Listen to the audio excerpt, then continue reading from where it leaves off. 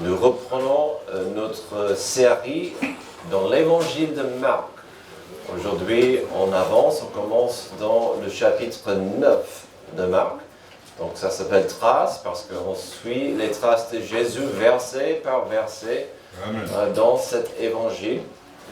Alors, je prêche de la Bible 521, mais vous pouvez lire ce que vous avez devant vous. Si vous aimeriez avoir une Bible, il y a quelques copies disponibles derrière aussi. Alors, et à la fin, on aura après le message une dernière chance. On appelle ça le chant d'appel. C'est un moment de pouvoir, si vous voulez avancer, prier ou prier avec quelqu'un. Si vous avez des questions, c'est le moment d'avancer et prendre quelqu'un qui pourrait vous aider avec des réponses. Donc, Marc, chapitre 9, on va couvrir les 13 premiers versets aujourd'hui. Alors, aujourd'hui, nous allons commencer Marc, chapitre 9. Je suis désolé les jeunes, mais ça serait avec un sujet d'école.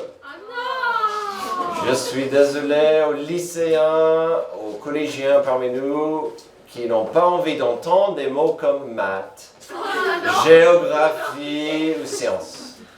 C'est pourquoi je parlerai de l'histoire. C'est un sujet controversé parfois. Dans une salle comme la nôtre, ici, il peut y avoir un mélange d'avis sur l'histoire. Il y a ceux qui l'aiment bien et qui l'étudient. Il peut y avoir ceux qui ne l'apprécient guère. Il y en a ceux, en même temps, diraient que ce leur est égal. L'histoire, bof. L'ironie étant que nous faisons tous partie de l'histoire en ce moment. Quelque chose, ce date-là va arriver et ça sera magnifique et vous allez faire partie de ce jour dans l'histoire. Et puis c'est le 31, donc déjà c'est historique. Mais indéniablement, il y a des moments forts dans l'histoire de notre planète. Des moments qui ont marqué ou changé ou transformé la vie telle comme nous le connaissons. Par exemple, je ne serais pas d'accord avec pas mal de scientifiques sur le pourquoi de l'extinction massive des dinosaures, mais nous pouvons tous être en accord qu'à une époque, notre planète était remplie de ces bêtes colossales et magnifiques. Ça faisait partie de notre histoire. Prenons Alexandre le Grand. Par exemple, il est dit qu'à la fin de sa carrière, il a pleuré car il n'y avait plus de royaume ou terre à gagner et conquérir. Ah, la tristesse. L'ambition. Plus proche de nos jours, c'était vraiment un accomplissement pour l'humanité lorsque Neil Armstrong et son équipe ont mis leurs pieds humains sur la Lune. Pendant ma jeunesse, et ça me date, c'était un moment inouï d'entendre le président Ronald Reagan dire au président russe « Monsieur Gorbatchev, abattez ce mur ». Puis, dans un peu de temps après, ce mur est tombé et le monde a radicalement changé après. Puis, parfois, il y a des moments forts dans l'histoire de l'humanité qui ne se sont pas arrivés. Heureusement. Parlons des puissances mondiales et la destruction potentielle de la planète judicieusement lorsque notre planète était sur la précipice d'entrer dans une guerre nucléaire impitoyable dans les années 60. Le président américain John F. Kennedy et le président russe Nikita Khrouchtchev se sont réunis pour discuter d'un moyen d'éviter une guerre imminente et un holocauste nucléaire. Amen, amen, amen. Mais revenons plus proche à la Bible. Ces dernières semaines, nous fêtions Noël. Sur la plupart de notre société, pensez plus aux fêtes, aux lumières, aux décorations, aux cadeaux et aux repas exquis.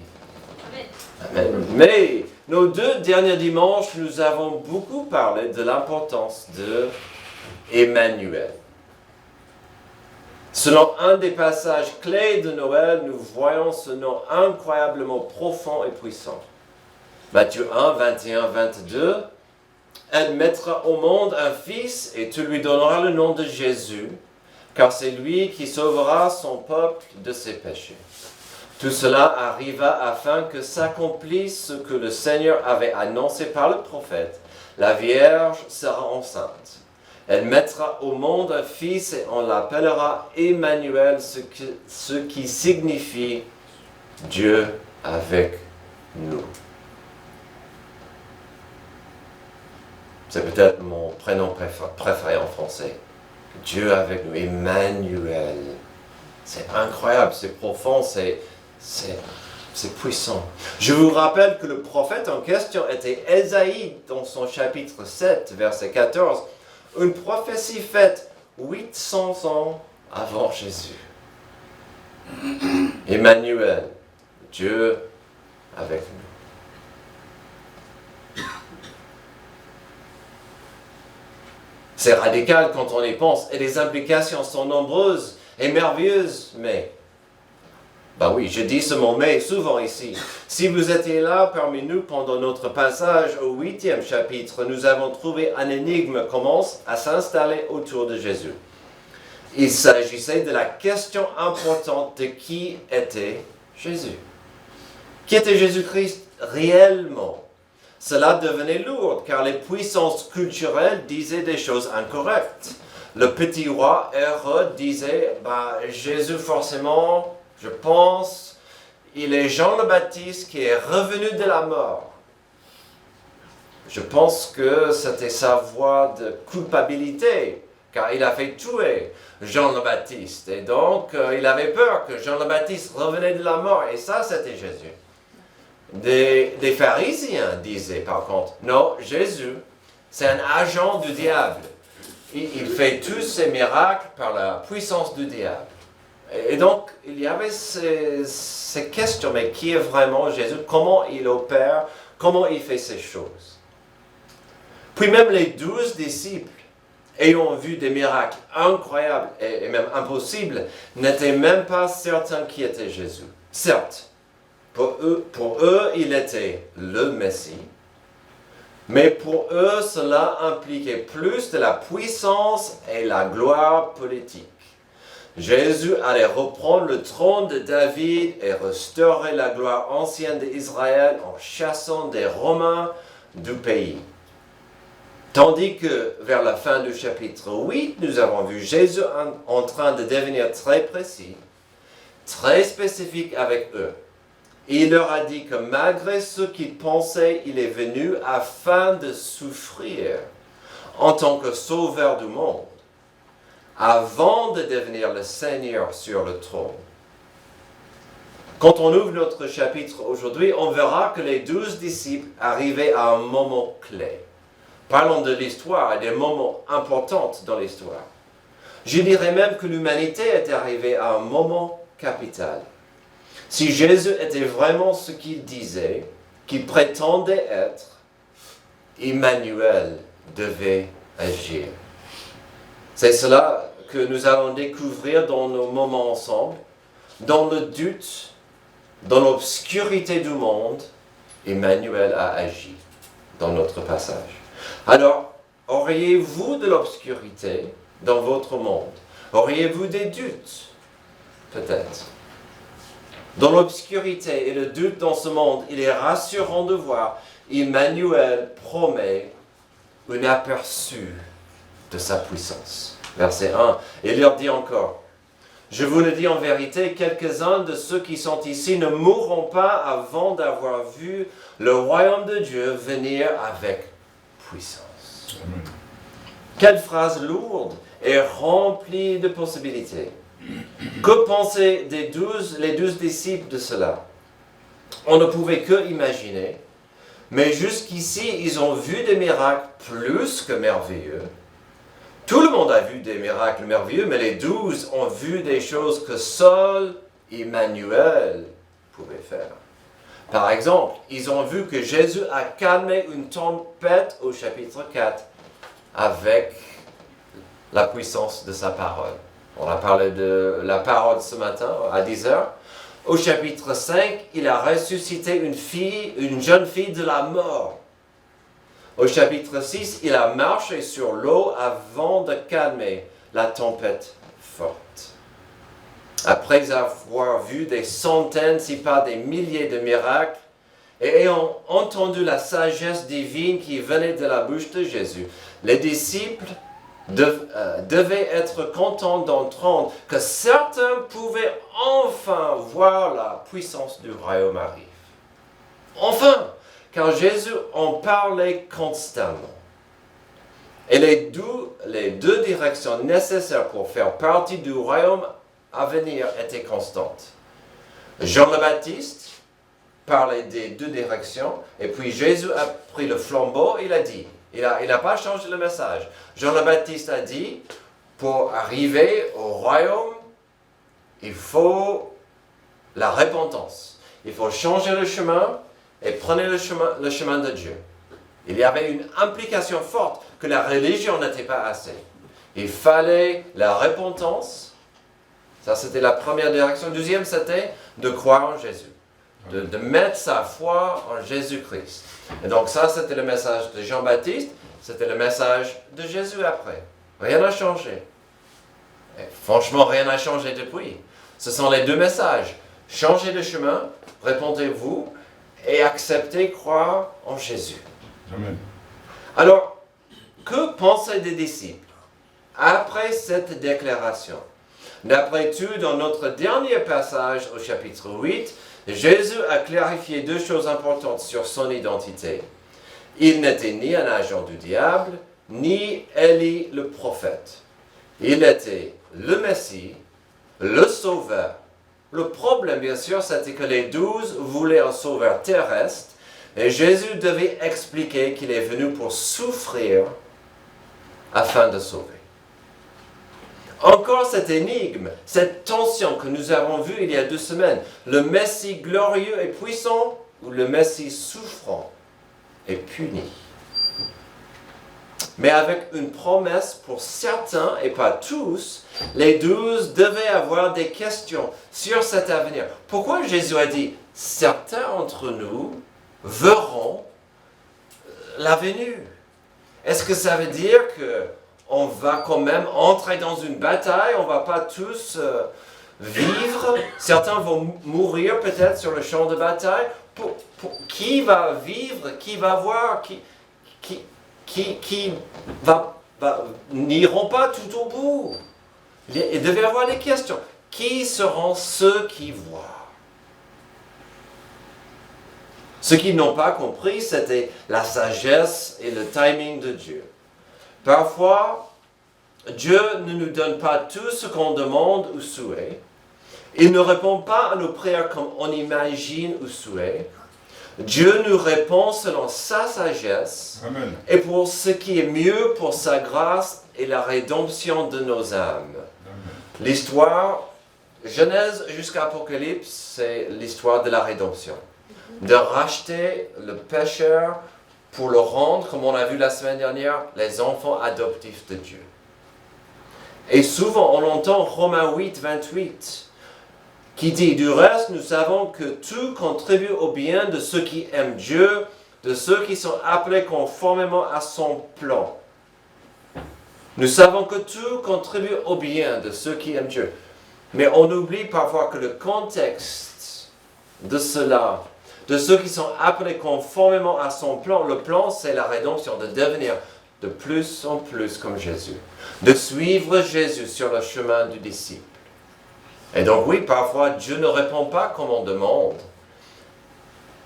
mais il répond selon sa grâce et sa sagesse, qui est mieux qu'on puisse comprendre. Dans l'obscurité et le doute dans ce monde, il est rassurant de voir Emmanuel promet un aperçu de sa puissance. Deuxièmement, il est rassurant de voir Emmanuel produit un aperçu de sa brillance. Verset 2. 6 jours après, Jésus prit avec lui Pierre, Jacques et Jean. Il les conduisit seuls à l'écart sur une haute montagne. Il fut transfiguré devant eux. Ses vêtements devinrent resplendissants et d'une telle blancheur que personne sur la terre ne peut blanchir ainsi. Élie et Moïse leur apparurent. Ils s'entretenaient avec Jésus. Alors, il y a plusieurs détails ici. Certains sont plus importants que d'autres, mais en voici quelques-uns. Marc nous donne le détail le plus précis entre les autres évangiles que la transfiguration est arrivée 6 jours plus tard. Mais plus tard que quoi? La promesse qu'on vient de voir. La déclaration que certains allaient voir un aperçu de la puissance du royaume qui venait. Est-ce que c'est capital ce détail, le timing? Non, mais ce qui est intéressant, c'est de voir que cela fait 7 jours. 7 étant le chiffre de la perfection dans la Bible. Jésus a fait une promesse, 7 jours plus tard, elle est arrivée. Mais aussi, ce qui est fascinant, c'est ceci. La référence aux 6 jours suivie d'une révélation pourrait facilement nous rappeler de Exode 24, 15 à 16, là où Moïse est resté 6 jours sur le mont Sinaï, puis Dieu s'est révélé le 7e jour. Puis après, c'était pendant les 40 jours qui suivaient cela que Dieu a donné à son peuple sa loi et son alliance avec eux. On parlera un peu plus sur Moïse dans quelques moments. Mais quoi d'autre avons-nous dans notre passage à Marc 9? Jésus a pris 3 personnes, Jacques, Pierre et Jean avec lui. Alors la question est souvent posée, pourquoi ces 3? Quel était si spécial avec ces 3 gens? Je vous rappelle, si vous n'étiez pas là, il a pris que ces 3 dans la chambre où était la fille morte. Que ces 3 ont assisté à cette résurrection de la fillette. Quelque part, Jésus avait un plan pour ces 3. Alors j'allais dire les 12, spoiler, les 11. Dieu avait les grands plans pour les 11 disciples, tandis qu'un avait un autre plan. Les 11 apôtres allaient devenir tous des émissaires, des porte-paroles, des missionnaires partout dans le monde. Mais Dieu avait un plan spécial pour ces 3. Ces 3 sont devenus vraiment les piliers de l'Église primitive. Et donc, on voit qu'il a pris ces 3. Il y a aussi la notion de la gloire qui rayonnait sur Jésus dans le moment. Nous parlons de Emmanuel, Dieu avec nous. Certes, Jésus-Christ était 100% homme. Forcément, son corps humain cachait et couvrait bien qu'il était aussi 100% Dieu. Mais il y a des moments dans la Bible où on peut constater plus. Des moments dans l'Ancien Testament où Jésus apparaît et sa splendeur est tellement forte et brillante que c'est terrible. Quand vous lisez certaines descriptions de Jésus-Christ à la fin des temps, dans le livre d'Apocalypse par exemple, on a la même idée, cette vision des choses, que la brillance de Jésus est incroyable. Jésus-Christ sur terre, il y a 2000 ans, était 100% homme, 100% Dieu, son corps humain, sans péché, cachait, si vous voulez, une grande partie de la gloire qui lui appartient. Pourquoi? Pour que des gens acceptent son message de repentance et de foi. Encore une raison pour laquelle le Messie devait souffrir avant de resplendir.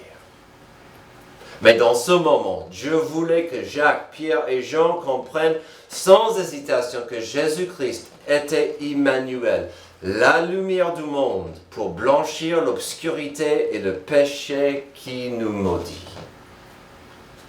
Un dernier détail à voir. Pourquoi Jésus parlait avec tous les personnages possibles? Pourquoi Moïse et Élie? Alors, voici un de ces moments où je dois avouer que je ne sais pas. Vous savez pourquoi? Car la Bible ne le dit pas. Mais voici mon avis. Il y a 2 choses à saisir ici. D'abord, les 2 gens présents étaient considérés dans la culture juive comme des chefs ou les représentants les plus importants de 2 époques. Moïse était l'archétype, le modèle de la loi de Dieu. On même dit la loi de Moïse. Élie était l'archétype, le modèle de l'époque des prophètes. Il n'y avait pas un plus grand prophète que Élie. Si vous voulez, vous avez avec Jésus les deux représentants les plus importants de deux époques. Mais quelles époques? Que représentaient les deux époques? Voici la réponse simple. La loi mettait en évidence le besoin du Sauveur, car c'était impossible de suivre à la lettre les 613 de la loi. La loi montrait la nécessité d'un Sauveur. Les prophètes, eux, ils ont annoncé la venue du Sauveur. Amen. Et donc, on a ces deux personnes qui représentent deux époques, la loi, les prophètes. Et même si Marc ne nous donne pas le thème de leur discussion, Luc l'a fait pour nous dans son 9e chapitre, et l'ensemble est incroyable. Luc 9, 31 dit que les trois parlaient pas du foot, pas du loto, de la mort de Jésus qui arrivait bientôt. Pourquoi cette discussion? Pourquoi ce thème? Pensez-y un moment. C'est incroyable la scène. Moïse, le père de la loi, et Élie, le prophète qui n'a pas connu la mort, les deux parlaient avec Jésus sur quoi? L'importance de la mort du Christ. La mort du Christ apparaît ainsi comme la fin ultime vers laquelle dirigeait la loi et les prophètes. Ils se touchent où? À la croix. Même à l'heure de sa gloire, sur la montagne de la transfiguration, la conversation parlait de ce carrefour capital. Prophétie, la loi, Jésus-Christ. Continuons, verset 5. Pierre prit la parole et dit à Jésus, si vous avez suivi un peu notre chemin, c'est pas étonnant que Pierre va ouvrir la bouche. Maître, il est bon que nous soyons ici. Faisons 3 abris, un pour toi, un pour Moïse et un pour Élie. Ils ne savaient que dire, car ils étaient effrayés. Une nuée vint les couvrir et de la nuée sortit une voix. Celui-ci est mon fils bien-aimé, écoutez-le. Aussitôt les disciples regardèrent tout autour et ils ne virent plus que Jésus seul avec eux. J'espère que cette scène vous rappelle du baptême de Jésus-Christ, quand cette même voix a dit la même chose. Voici mon fils bien-aimé en qui j'ai mis toute mon affection. C'est pourquoi j'ai parlé des moments clés dans l'histoire de l'humanité. En voici une. Alors, on a vu ce que Pierre a dit. Il n'y a pas grand-chose à dire. Pierre avait la tendance d'ouvrir sa bouche trop vite et de s'exclamer sans réflexion. Quelque part, il n'avait pas tort, car le moment était formidable. Mais ils allaient rater l'importance et la gravité de ce que Jésus devait leur expliquer. C'est pourquoi, comme au baptême de Jésus-Christ, la voix du Père Céleste a retenti puissamment afin qu'ils comprennent la suite. Et voici un bon rappel pour nous. Combien de fois est-ce que nous voyons un tel moment dans la Bible? L'être humain est enthousiaste. L'enfant adoptif de Dieu est excité et rempli d'énergie et de mots et de désirs. Et on a du mal à écouter. Dieu doit nous prendre dans ses mains et dire, arrête de parler. Pourquoi tu m'écoutes? Et si tu ne m'écoutes pas, écoute-moi pour entendre mieux. Chut. Calmos. Alors, que devaient ces hommes entendre? Que devaient ces hommes comprendre? Voyons la suite. Dans l'obscurité et le doute dans ce monde, il est rassurant de voir Emmanuel prédit un aperçu de la souffrance. Comme il descendait de la montagne, Jésus leur recommanda de ne dire ce qu'ils avaient vu à personne jusqu'à ce que le Fils de l'homme soit ressuscité. Ils retinrent cette parole, se demandant entre eux ce que signifiait ressusciter. Encore cette mécompréhension de la souffrance. Nous pouvons comprendre l'excitation et la palpitation des disciples. Mais Jésus, comme il a fait il y a quelques jours auparavant, est revenu à la gravité de la vérité, que la gloire du royaume devait attendre. Que la victoire du royaume devait attendre. Mais attendre quoi? Encore la souffrance. Car il obligeait l'attente de sa résurrection. Et ce qui dit résurrection dit la mort. Jésus n'avait aucun problème avec une célébration de victoire pour son royaume à venir. Mais ça devait attendre la victoire de sa victoire contre la mort et la malédiction du péché. Mais cela restait un énigme pour eux selon le verset 10. Pourquoi Jésus parle de sa résurrection? Car nous venons de voir la gloire de sa puissance et sa position. Mais notre ce dernier point, parle d'Emmanuel qui a prédit de la souffrance. Et il n'avait pas encore terminé, car il devait parler pas de sa souffrance, mais la souffrance de le suivre. Terminons avec la suite du passage, verset 11. Puis ils lui posèrent cette question. Pourquoi les spécialistes de la loi disaient-ils qu'Élie doit venir d'abord? Il leur répondit, Élie doit venir d'abord pour rétablir toutes choses. Nous avons vu récemment que cela était une prophétie très attendue par les Juifs de l'époque. Élie devait revenir pour préparer le chemin du Messie selon Malachie chapitre 4. C'est pourquoi certains pharisiens ont même demandé à Jean le Baptiste s'il était Élie. Mais Jésus n'a posé cette question ici car il s'ennuyait. Il voulait que ses disciples comprennent l'importance de la souffrance à venir. Ça continue. Verset 12. Et pourquoi a-t-il écrit à propos du Fils de l'homme qu'il doit souffrir beaucoup et être méprisé? Mais je vous le dis, Élie est déjà venu et ils l'ont traité comme ils ont voulu, conformément à ce qu'il est écrit à son sujet. Jésus ne parle que de la souffrance ici. Élie a souffert, le Fils de l'homme doit aussi souffrir. Est-ce que vous le voyez? Jésus a insisté sur la souffrance du Messie, afin de recevoir la gloire du royaume et la puissance qu'il mérite. Puis en parlant de Jean-Baptiste, il a continué sur le même chemin de la souffrance et le rejet. Élie est déjà venu, ils l'ont traité comme ils ont voulu, conformément à ce qui est écrit à son sujet. Si vous n'étiez pas là il y a quelques mois, quand on a couvert Marc 6, et j'en ai parlé tout à l'heure, Jean le Baptiste a été exécuté par un petit roi. Il était assassiné dans un prison ignoble, sans avoir vu la gloire de ce qu'il prêchait avec tant de passion. Il prêchait de la passion de Jésus et son royaume. Il est mort avant de le voir. Je ne veux pas que vous me compreniez mal. Je ne glorifie pas la souffrance. Et la plupart du temps, je l'évite quand c'est possible. Et c'est le 31, on va éviter la souffrance ce soir.